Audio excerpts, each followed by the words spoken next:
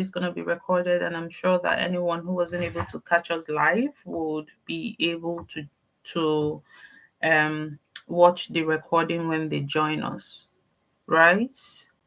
So yeah, good morning. Thank you for coming in. Thank you for coming in wherever you're joining from. Good morning, good afternoon, good evening, depending on where you're joining us from. If this is our first time of meeting, my name is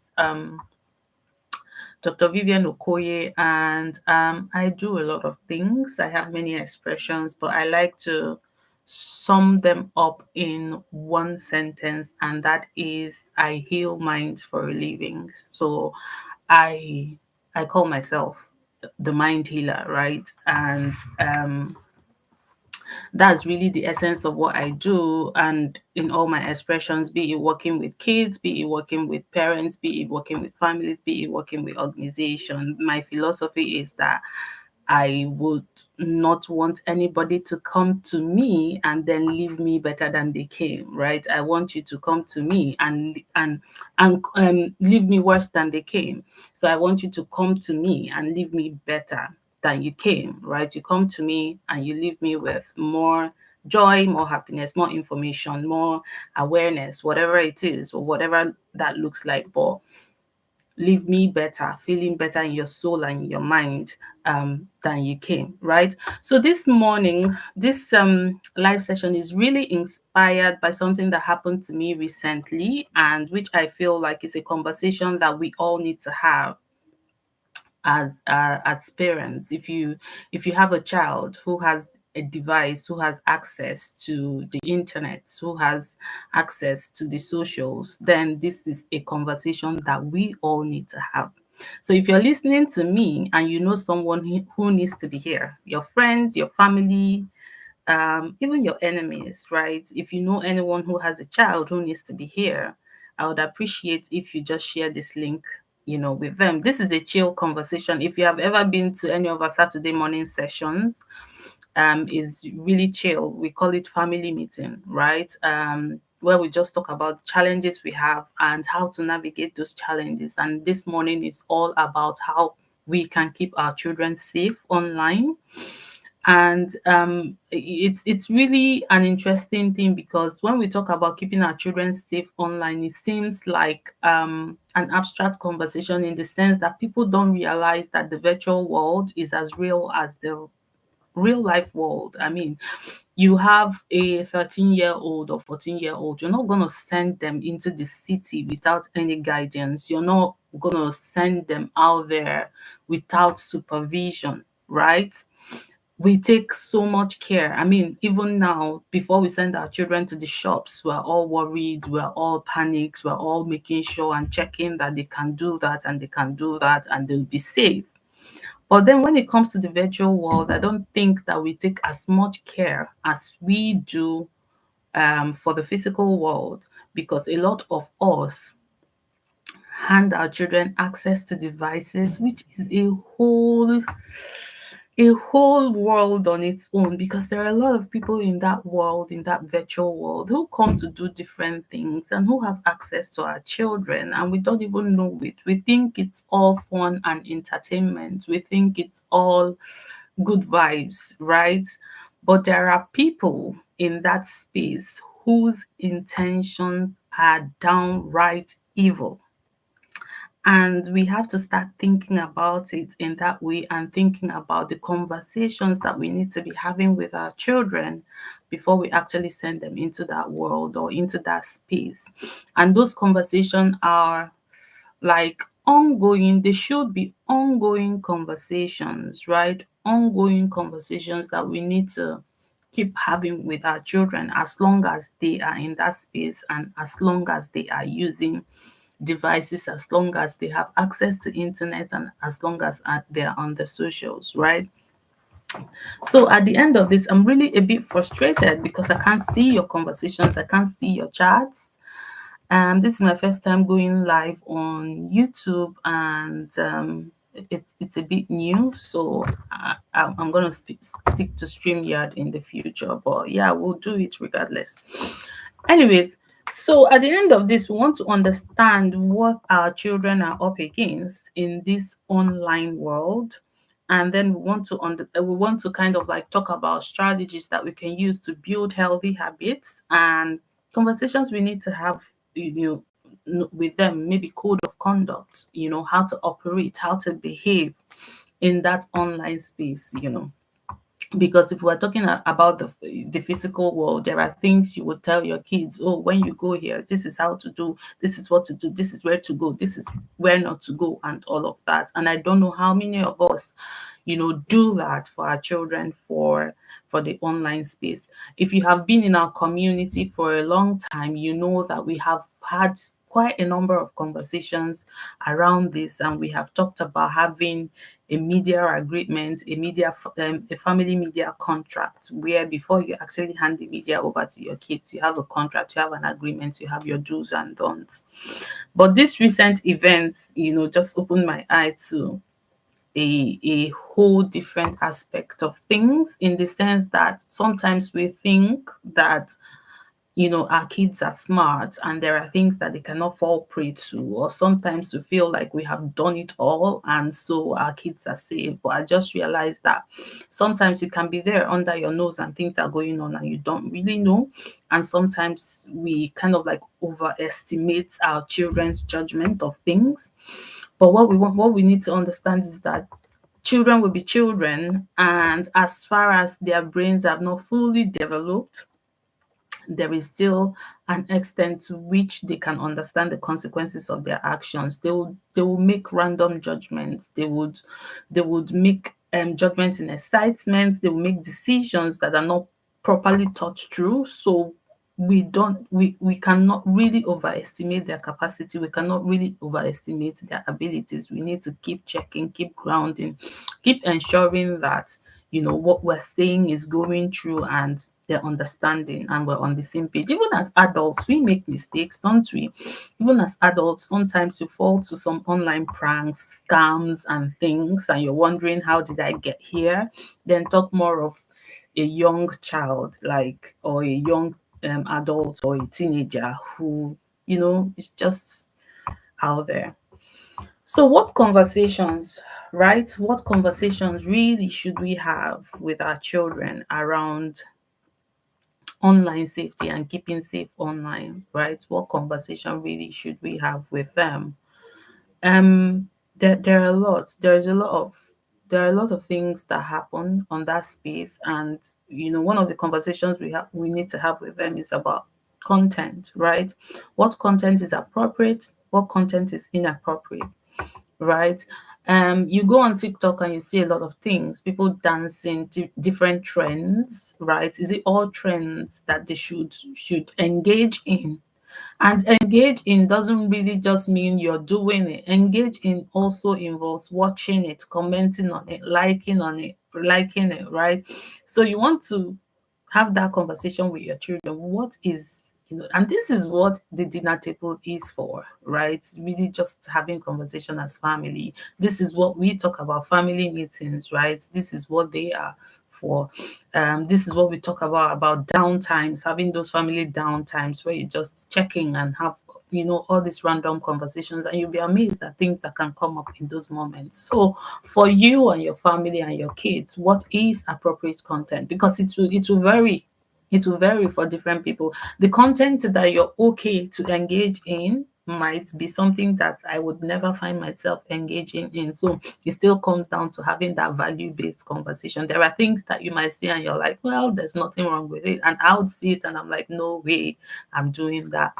So really, as a family, having that conversation around, what is appropriate content, what trends are we gonna engage in, what trends are we gonna not engaging. Also talking to them about, and especially your teenagers, coming from a perspective of what a digital footprint is. Because for some teenagers, they say, oh, I'm not doing that trend, I'm not part of that trend, but my friends are doing it and I just like it, right? So if you're liking it, then you're accepting it. And somebody who knows, you can see that you liked something, and then they make a mental note that you like that. I remember one time going on one of the blogs and seeing a comment of someone I really, really respected, and I know that shifted my perspective about them. So he might say, "Oh, I'm not part of that," but his comments and the fact that he likes that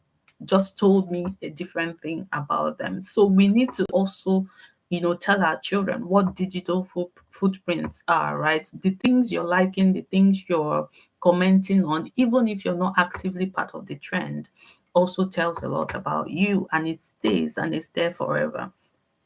Yeah. So yeah, you need to have that conversation. If your children are using devices, have that conversation around inappropriate content. What content is inappropriate? What content is appropriate?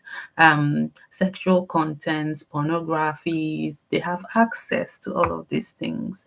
If I tell you the number of children who are brought to me for consultation based on their exposure to pornography, I'm talking 10, 11, 12, then you would be more careful, right? If your children are using devices, you'll be more careful. And sometimes, in fact, many times, it's not even they're not exposed just from their own devices. They're also exposed from the devices of other adults in the house. So if you are someone who have adults coming to your home, have relatives coming to your home, then you have conversation with your kids around how they can access other people's phones. So for example, for my kids, you don't touch any other adult's phone, right? Because we don't know, we can't tell what those people are doing with their phones. I can tell what I do with my phone, so I can give you my phone.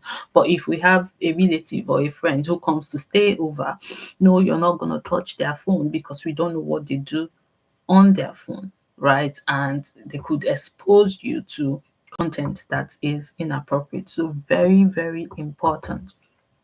Then you need to have a conversation with your kids around online predators. This is the big one, right? This is the big one because there is a lot going on online, and these predators can come from anywhere.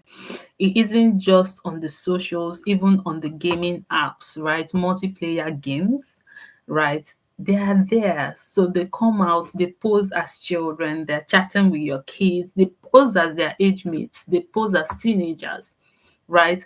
Predators have well thought out, articulated plan of how to trap in their prey, right? So you can think all you want that your child is smart, your child is intelligent. Once that child becomes a target for a predator, the predator is going to come at them. They're going to find the loop, right? They're going to find an opening, and they'll hit it until they loop them in. So how do you avoid that? You avoid that by giving your child clear understanding of how predators function, so that they can smell them from afar. They don't even engage, right? As much as, yes, I would say, oh, block out, don't engage. I will do that because I will tell my kids, you're not playing multiplayer games if you don't know the person. You're not adding any friend if you don't know the person. My kids haven't even started playing multiplayer games, right? Like Roblox and all of them, Fortnite and all of those. But you have to just have that conversation around how predators function. And on the backdrop of all of that is also, you have to have a great relationship, because one of the things that predators look out for are children who are a bit isolated, or children who are seeking attention, if you get what I mean, who are seeking attention, who are seeking love, who are seeking validation. And once they find that opening, right, especially that validation, once they find that opening, a child who is seeking validation, who is seeking love, who is seeking attention, and they feed that, before you get your child out of that loop, it's gonna be tough, because there is something that you're not feeding your child that this person is feeding your child, and then that puts them above you in the hierarchy of things, you know. So it's really, at the backdrop of that, is that you have to do your job as a parent by being in your children's life, by, you know, being connected to them, by ensuring that they understand that you love them. Because it's one thing to have the intention, oh, We all have that intention. We all love our kids. We're all doing our best for our kids. But it's another thing for your children to interpret what you're doing as love and to understand it as love, and for it to match their definition of what love is, right? So this is why we do all of the assessment that we do in our community, all of the love language assessment, for you to understand what your child what your child's love language is, so that you can love them the way they want to be loved and the way they interpret as love, right? So on the backdrop of that, you love your children, you're connected to them, you're having conversation with them, then you have to have this conversation with them around how predators function, because they would come, these are 40, 50-year-old men and women, in some instance, posing as teenagers, posing as their age mates. What questions, what are the things these people would say to them? These people will offer them things, these people will offer them advice, they will be overly nice. These people would want information about them, these people will want to draw them in, right?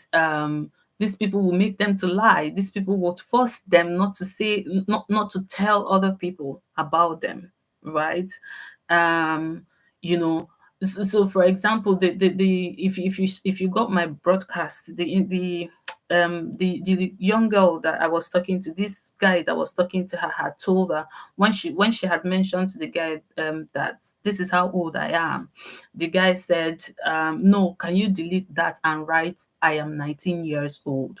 Because why? The guy is doing things to cover his tracks, so that if at any time he opens, he's gonna come, or if at any time the police is involved, he's gonna come say, oh, she told me she was 19 year old. I didn't know I was talking to a child, right? So they need to look out for those behaviors that predators um exhibit or portray, or how they talk, right? They will make you want to lie, they want to keep it a secret. They'll tell you not to tell anyone. They will tell you that your relationship is sacred, it's between the both of you.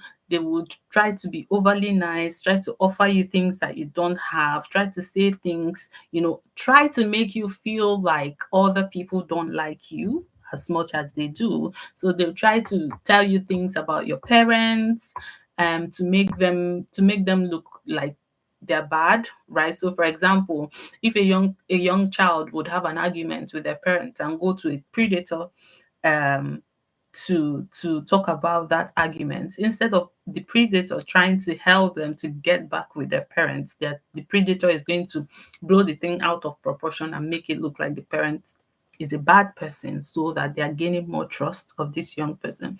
So these are conversations you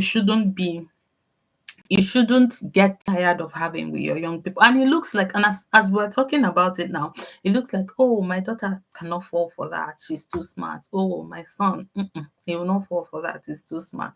Please don't overestimate your children's abilities. Just have these conversations. And why I say have these conversations, so that it would stick in their head, and so that when any of this starts to happen, it will click. Mommy has been saying this a lot, daddy has been saying this a lot, let me even check, let me confirm if this is this person who they say they are, right? And the moment that you also want to really really discourage your children from actually having conversations with strangers, people that they don't know. I know that we are in a very very digitalized world. I myself have met people that I don't know online, and we have grown to become friends and stuff. But how do we verify, how do we fact check the people we're talking to? How do we ensure, do we have contact? Are there people that can check them out? Do we have addresses? Don't just talk to a random stranger, especially if you're a young person, and don't even dare try to have an arrangement of meeting with a random person online, right? Don't dare. So these are conversations that you need to constantly have with them, as far as they are on that space. Don't assume. There's something they say assumption is the lowest level of intelligence, right? So don't ever assume that, oh, they've got it They know they're smart kids. They can't fall for that. Nobody is 100% smart at every point in time. There are times where maybe out of emotion, out of frustration, that you can make decisions that you would then look back and say, how did I fall for this? How did I not think about this? So always be ahead of the curve. If you have been with me long enough, I always say there is something called the law of first mention, right? So it's important that these conversations always happen first with you, so that you become a point of reference for your kids whenever anything is about to go wrong. We're not going to raise perfect kids. Our kids are going to make mistakes. They would be children, so they will make mistakes that children make. But you want to be that parent whom your children can always come back to when they realize that it's actually going haywire, it's actually going crazy, right? So you also want to talk about another struggle. It's cyberbullying. So you also want to talk about that. The way you have bullying in real world is the way you have cyberbullying, and this has destroyed a lot of children's self-esteem. They go to school, they have school groups, they have school chats, they're on socials, people comment on their looks, so look at yourself as an adult. Imagine yourself as an adult that you post a picture of yourself and people come under that picture and they're saying you look rubbish. Why are you wearing this? Why is your hair like that? Why are you looking like that? This is ugly and stuff. Then imagine what it will do to you if it hasn't happened to you, or if it has happened to you. Imagine what it does to you, or it did to you. Then imagine what it will do to a young child, right? So cyberbullying is real, and you want to have a conversation. If your children are on the socials, you want to have a conversation around that, around cyberbullying, whether it is them who is bullying other people or they are being bullied. That conversation needs to be had, right? How do we engage? How do we ensure that we're not exposing ourselves to be bullied? And how do we ensure that we're not also bullying other people? Right? So, and please, on your own, do a bit of a research on some of what I'm talking about, because I may not be very exhaustive in this one sitting, but you want to, take your time and do a bit of a research and understand what cyberbullying looks like, how it works, what online predators, do, and that expands, the conversation that you might be able to have with your kids.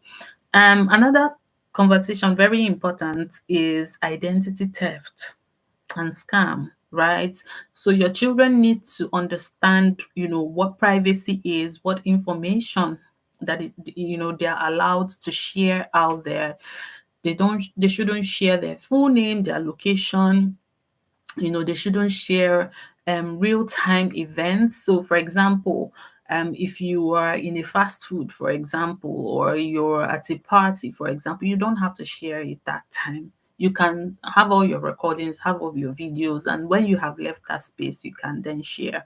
So teach them about privacy, teach them about, the fact that somebody can take their identity and use it for a scam. Somebody can take their pictures, create an account, and start acting like them. So they have to be careful, about all of that. They have to be careful how much information they're sharing about themselves online, because people can actually stalk you online, find out a lot about you, and then do things to you.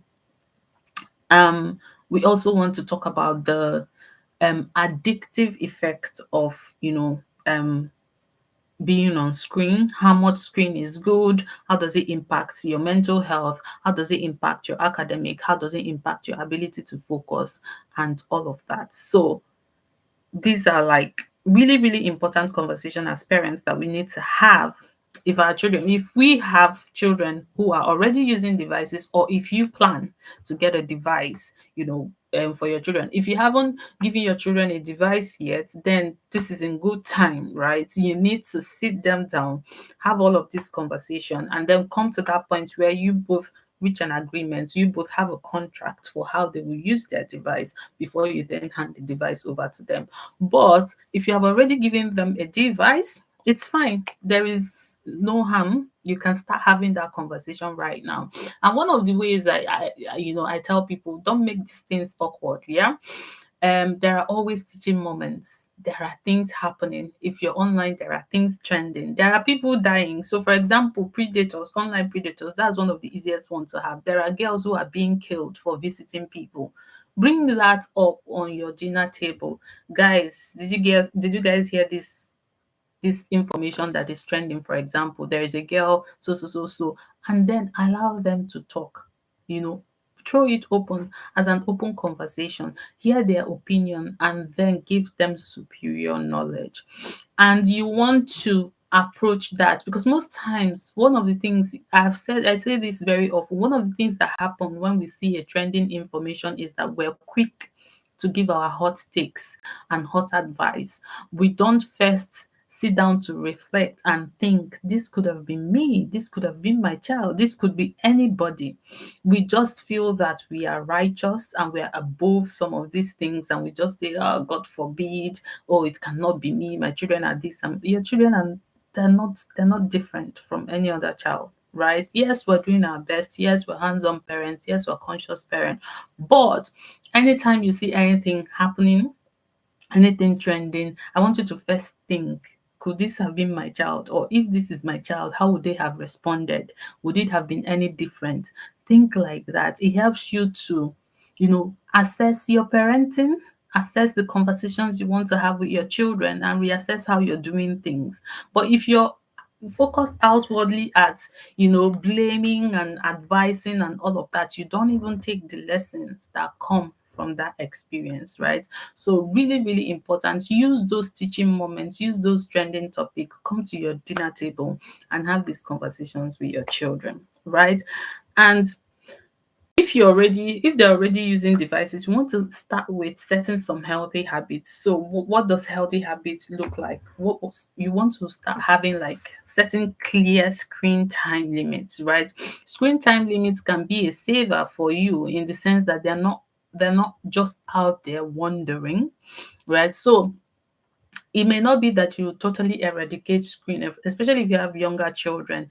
Many things are happening on the virtual world, on the devices, and children can actually be productive on their devices. They can do great things with their devices. There are children who, so for example, my daughter writes, so she writes on her tablets. So there are children who have actually great things they're doing on their devices. But if even if they're being productive on their devices, if they have too much time, they can wander. So that is why screen time becomes important. So if your child has screen time and they know that they get 3 hours on screen, and then there are productive things that they need to do on their screen, when they get their 3 hours, they will focus, do those things, and then get some entertainment, and then screen time is over. But if they have screen time endlessly, what it means is that, they can wander, they can go anywhere, and that opens them up to a lot of risk, right? So set screen time and teach your children to think. We cannot emphasize that. In fact, the whole essence of our last year's conference was on raising mentally strong children, children who can think, children who can make decisions, right? So teach your children how to think before they post, how to think before they comment, how to think before they like, right? Come up with acronyms. Is this safe? Is this the kind of content that I want to comment on? Does this align with my value? Is what this person saying is true? Is what this person saying true? Is there any way to fact check this before I agree with it? Teach them to pause, to think before they comment, before they post. Before they post, if the older kids, before they post, come up with a checklist of what they need to do before they, put a post of themselves out there. Is this how I want people to perceive me? Is this how I want to represent my family? Is this aligning to my value? What is this post about? Is it edifying? Is it teaching? Or is it just all fun and vibes? So teach them to think, to have the process that they go through before they post, before they like, before they comment, right? Also reorient them around how they engage in the virtual world. So when you come into the virtual world, you can either be a consumer or a producer, right? So You want to reorient your children to be less of consumers. Yes, we will all consume because you don't have it all. So you will learn from people, you pick from people, you would, feed from people's content. But you want to also teach them how to produce, how to be creators, right? How to shape and be a voice in their own little way, right? So when you come into the digital space, what are you contributing? Are you just there scrolling and laughing and just mindlessly consuming content, or are you thinking, what do I bring to this space? How do I contribute to this space? What can I add to this space? And all of that. So these are a few habits that you want to teach them, and it's just really around the process, how they're thinking about it, and if you're able to help them establish those thought processes, then it will shape how they show up in that space, right? And then you want to come up with, and this is like some of the things you want to have in if you're having a contract. And if you're hearing me say contract, and if you're new here, we have something we call family media contract that we encourage you to have with your kids when they are using their devices, and it just outlines the do's, the don'ts, the code of conduct, how they engage with the media. Outline it, have a conversation about it. Both parties agree, the parents and the children agree, and you sign it, right? So that when things happen, you can refer back to that instead of just talking too much. That saves you a lot of talk, right? So code of conduct, how do we engage? How do we show up? How do we interact on that space? Tell them to respect themselves first. They need to have respect for themselves, just as you will have respect for yourself when you're walking on the streets and you don't answer to everyone and you don't open yourself up to everyone. You also want to have respect for yourself on the virtual space. You don't engage, you don't follow everyone, you don't allow everyone to follow you, you don't open yourself up to everyone, you don't so for example, even for some of us who have quite a number of followings, there are comments that I would just delete. I would not engage if they're offensive. So have respect for yourself, and then also respect others. What you don't want other people to do to you, don't do it to them, right? We've talked about thinking critically. We've talked about privacy. Privacy is very, very important. And I think that for the young children, for the teenagers, they don't really have any business being on some of the social media. I would avoid it completely if I can, right? But if you can't, there are some spaces that you don't want them to be. And even if they are on those spaces, you want them to maintain some level of privacy and not open themselves up like completely, to everyone. So privacy is really, really important, because I mean, people are weird. There are very weird people out there that you don't want to expose your children to, right? And then teach them to know when to log off, right? I have a friend who, from the daughter is about 21 now, but she got her phone at 16, right? From when she got her phone, they've had all of these conversations, and um one of the rules that they had is by the time she got to 18 and got into uni, one of the rules that they had is that she logged off every day at 8:30, right? And it just grew with her and became a habit, right? Even till now, you would not find her online after 8:30. She's 21 now. Till now, you would not find her anywhere online after 8:30. So it's really, in inculcating that habit, right? And if your children are younger, you can enforce it. It doesn't have to be a negotiation. You can actually enforce it, and there are tools that you can use to enforce that. So parental control apps, right, like the Google Family Links and Apple Screen Time. You have Bark. You have Cruise Studio or so. So some of those apps, you just, because you would have a pushback, you have a power struggle, because screen time is addictive. If I'm being honest, even for us adults, it's very addictive. But you want to not be a tyrant, have the conversation, get an agreement, and then help them enforce it, right? So because sometimes you know what is right, so even the kids can know what is right. Oh, we have had this conversation, we have agreed that we log out by 7:30, for example, but then I'm watching this TikTok video, but I feel like watching 30 minutes more, and 30 minutes becomes 1 hour, and 1 hour becomes 2 hours. It happens to me, it happens to you.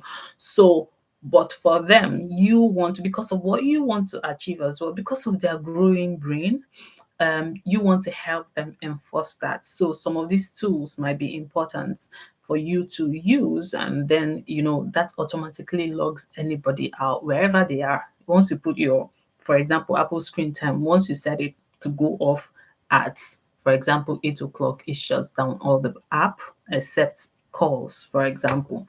So you want to help them enforce that, and then you want to teach them to use the safe browsing search engines, right? So for younger kids, they can use Kido to search, because that then blocks off some inappropriate content that are not age appropriate, right? You can for your teenagers, you can tell them to use Google Safe Search, right? So that also blocks up blocks off like things like pornographic sites and stuff, right? So, and then you do some research, be on hands, be abreast with trends and with the things that are happening and with the risks that are out there, and just keep having this conversation. For me, right? For me, I always say, if you're close to me and if you have been in my space for a long time, I always say that the best parenting hack is having a relationship with your kids. There is no other parenting hack that will supersede that, right? The best parenting hack is creating a rock solid relationship with your kids, being a present parent, being genuinely concerned, genuinely interested in what they're interested in, genuinely willing to listen to what they're telling you. That way, you create that space where they can always come to you with their problems, because there would always be problems. It can never be a perfect ride, right? But if you don't have that relationship with them, you won't know half of the things that are going on in their world. Create a family atmosphere where your children are safe to, air their opinion, to share their pains, to share their fears. That will save you a lot of problems as a parent.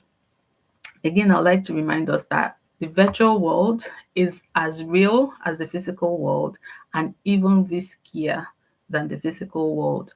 So if you're not going to send your child to um, a city near you without proper guidance, please do not let them into the virtual world without having these pertinent conversations that are important for them to know before getting into that world, right? So it's really, really important. I'm going to create a detailed guide, right? I would create a detailed guide, something that you can always refer to have these conversations and to have some of this understanding, a detailed guide with some case studies. And I would put it out there for those who would be interested in getting them. If you are not on any of our network, if you're not on our WhatsApp network, our Telegram network, or if you're not following me on social media, then you should just find a way to connect. If you are on this live stream, please just follow on YouTube. And as soon as I put that guide together, you'll be able to, we'll share the link for you to be able to download it, right? So thank you for coming. It's just very weird. I'm joining. This is my first time using YouTube Live, so I'm not able to see your comments or whatever you're saying. I'm on the YouTube studio. I don't know how it works. I'm just hoping that I'm seeing that people are online watching me, but I'm just hoping that you get everything that I have said. I'm sorry it's not a bit interactive. Hopefully, in the next one on Saturday, we're gonna join in with StreamYard, and that way we're able to, have that chat and get to your questions and answer those questions. Yeah, so I'm back. If you've missed me, I've missed you too. I'm back. We're gonna do this Saturdays. So I'll see you next week. Thank you for joining. Thank you for sticking around, and sorry for all of the um, technical shebang. We hope to get it right in the next one. Thank you, and have a wonderful weekend. Thanks for joining. Bye. Bye.